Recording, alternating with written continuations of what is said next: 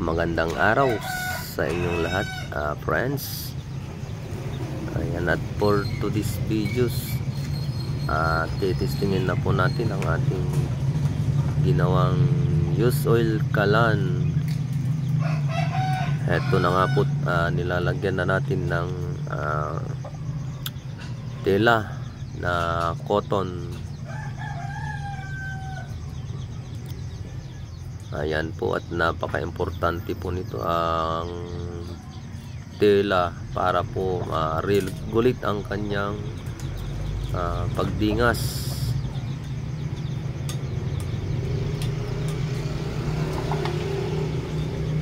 Ayan, at ayon sa ating research at pag-experience, ito po talaga ang nagre-regulate ng kanyang pagdingas, lalong-lalo na pag purong langis ang gagamitin natin para hindi po siya mamatay.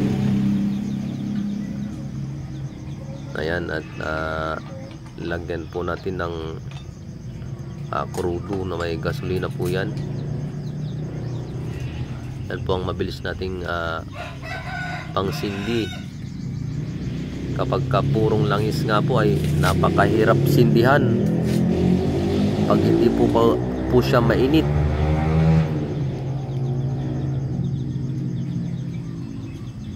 Ayan po, at sisindihan na po natin yan, at kinalangan pa po natin dahil nga sa hindi po pantay ang ating pinaglagyan.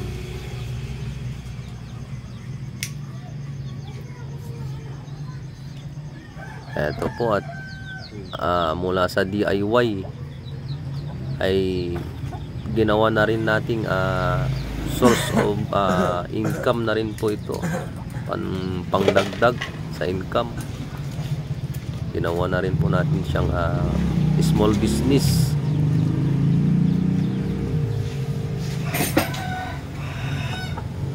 Ayan po, at marami na rin po tayong mga tao na nagtatanong at interesado po sa ating ginawang used oil kalan, at may nabinta na rin po tayo na ating mga ginawa. Eto po, ilalagay na po natin ang ating blower, at gamit natin ang power bank at ang konektor na ating nabili nung nakaraang araw lamang. For emergency po ay magagamit pa rin po natin kung wala pong kuryente. Ayan po, saksak na po natin sa ating power bank.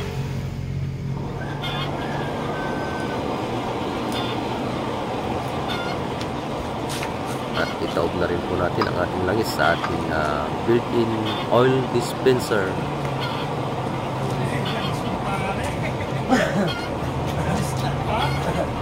Ayan po, at ang ideyang ito po ay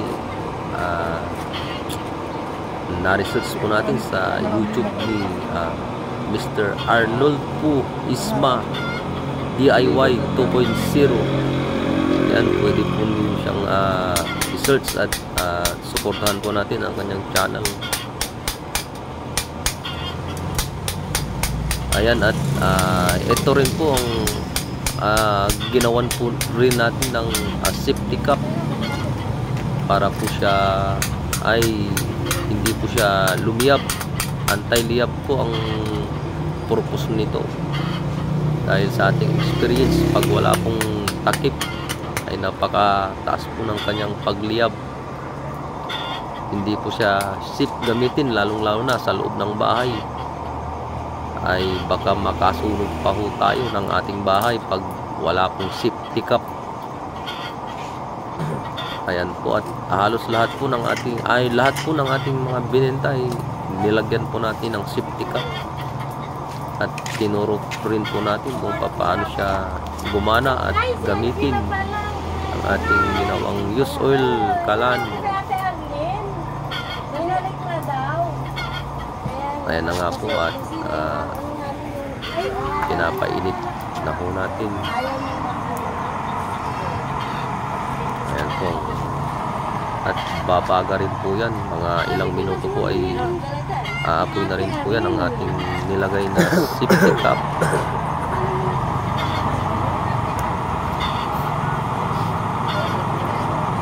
Ayan, at medyo umuusok po yan kasi hindi pa po siya gaanong mainit.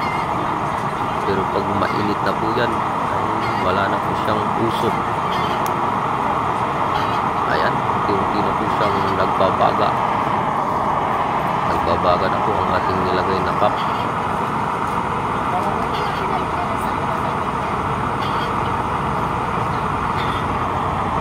Ayan na po siya.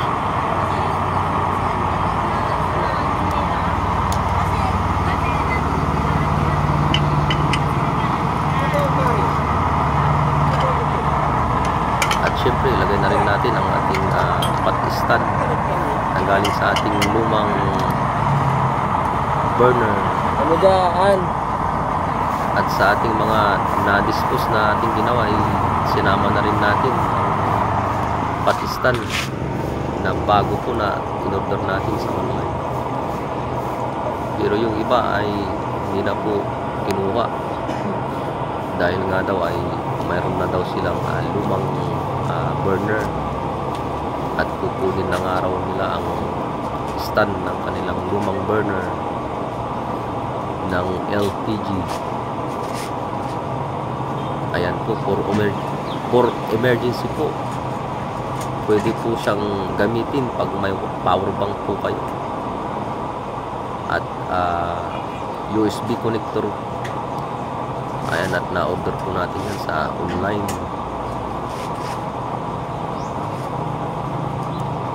Wala na po siyang adjacent. Ang pwede po natin gawin dito is yung langis na lang po ang ating i-adjust. Ayan, pasensya na po kayo sa ating pagsasalita. Medyo nabubulol po tayo dahil sa ating language siguro, dahil tayo ay Pangasinan. Nadadala pa natin ang medyo may punto pa ang ating pagsasalita. Ayan, adjustan po natin pa-clockwise para po tumaas po ang kanyang apoy, pa-clockwise para po dumami po yung tumulo na langis sa kanyang chamber. Anti-clockwise naman po pag babawasan po natin ang langis.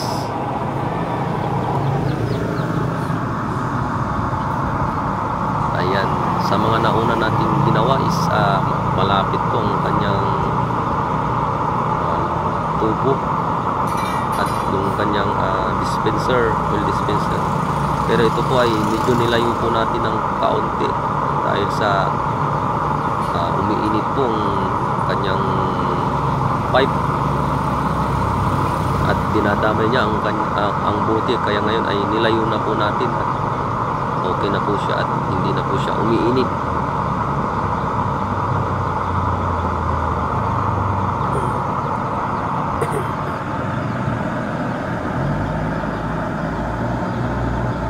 Ayan, at nagpakulo na po tayo ng tubig dyan. Kontrolin mo natin at napakalakas na, ibawasan na po natin.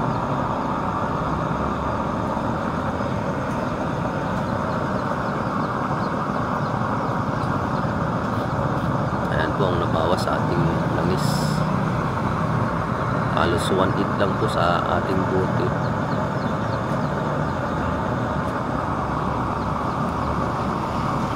Ayan, ganyan lang po ang pag-control sa ating ginawang use oil kalan. Pag tumataas po ang ating bote is dadami po ang dadaloy. Pag binaba naman natin ay kukunti po ang dadaloy o hindi na po siya dadaloy.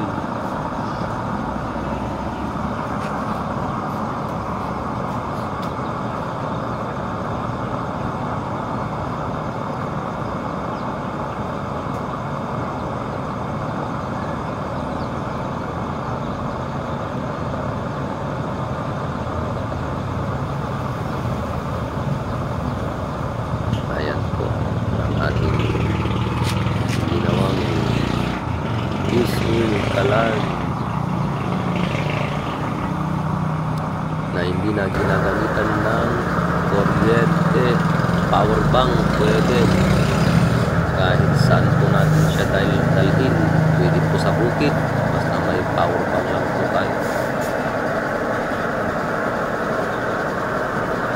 Ayan po, at lumakas po ang kanyang pag-apoy. Ganun po ang ating in-adjust. Ayan po siya, ang lakas po ng kanyang apoy at bumabaga rin po ang kanyang cup at pati na rin po ang chamber. Ayan po, ang bilis pong makainit po.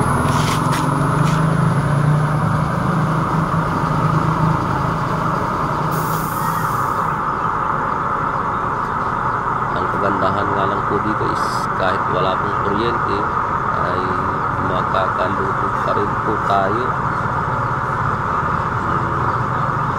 Basta may power bank lang po tayo ay okay na.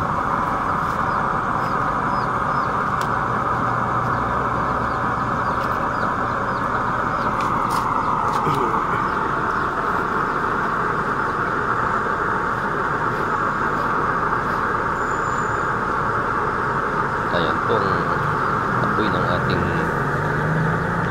kalan.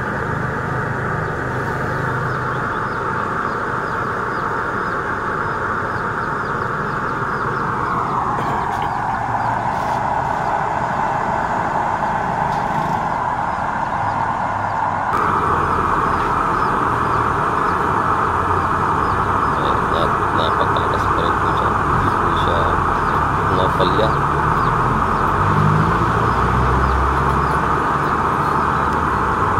Ayun. At sa ating experience, ang sikreto mo rito para hindi mo mamatay ay gasa lamang.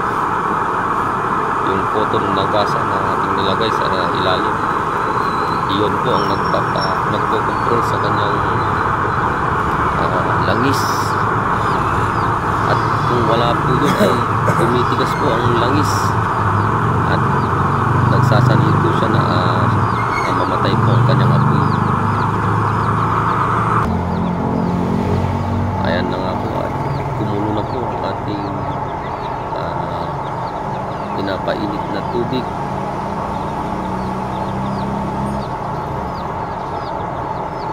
Ayan na nga po, kumulo na.